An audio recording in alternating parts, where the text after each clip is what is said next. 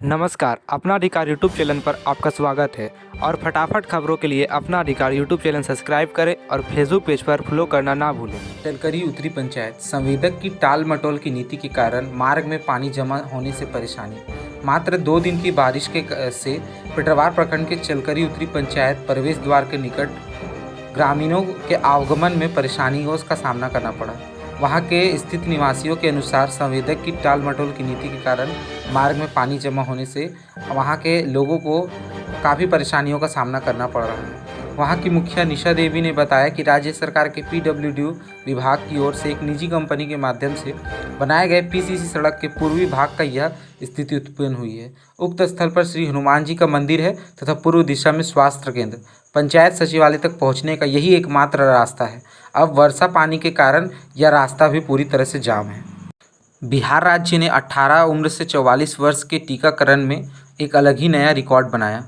भारत में 18 से 44 आयु वर्ग के लोगों के टीकाकरण के मामले में बिहार अब पोल की स्थिति में। राज्य ने पहले ही आयु वर्ग के 15,27,000 से अधिक लोगों को टीका लगाया, जो कि यूपी में 15,14,761 और राजस्थान में 14,91,581 लोगों को टीका लगाया गया। गुजरात लगभग 10 लाख से अधिक लोगों को टीका लगाकर चौथे स्थान पर स्थित है।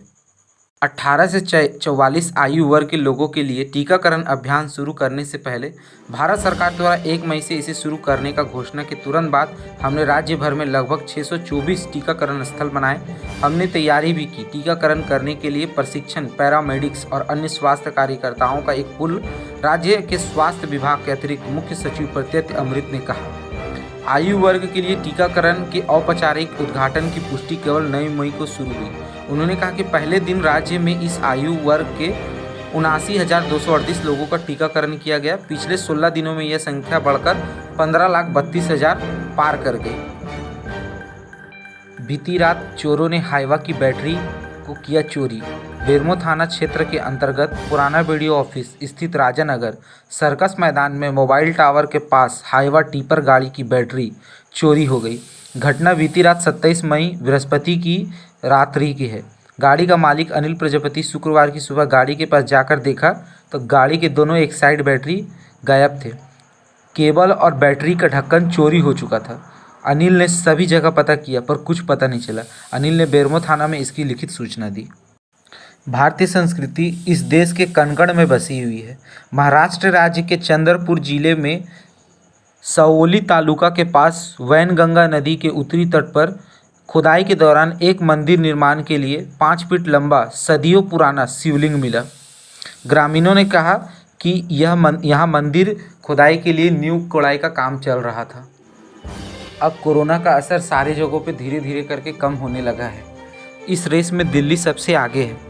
कोरोना के खिलाफ इस लड़ाई में दिल्ली वासियों की मेहनत से दिल्ली की स्थिति तेज़ी से सुधर रही है।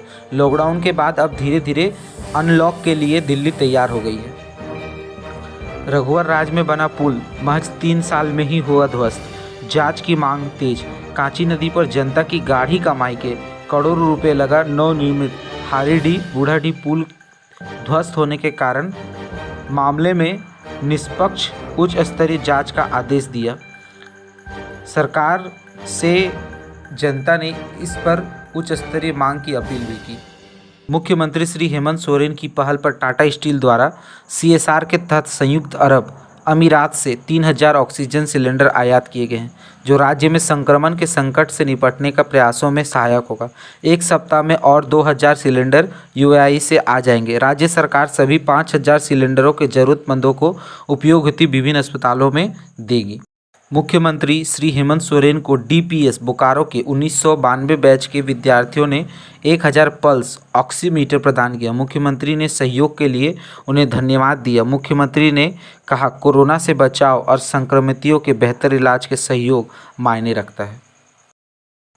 PM नरेंद्र मोदी ने भारत देश के देशवासियों को आश्वासन देते हुए कहा कि ब्लैक फंगस और वाइट फंगस से उन्हें डरने की आवश्यकता नहीं है।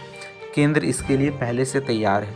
कोरोना की दूसरी लहर के बीच मुसीबत बनते जा रहे ब्लैक फंगस से निपटने के लिए प्रधानमंत्री नरेंद्र मोदी ने खुद मोर्चा संभाल लिया है।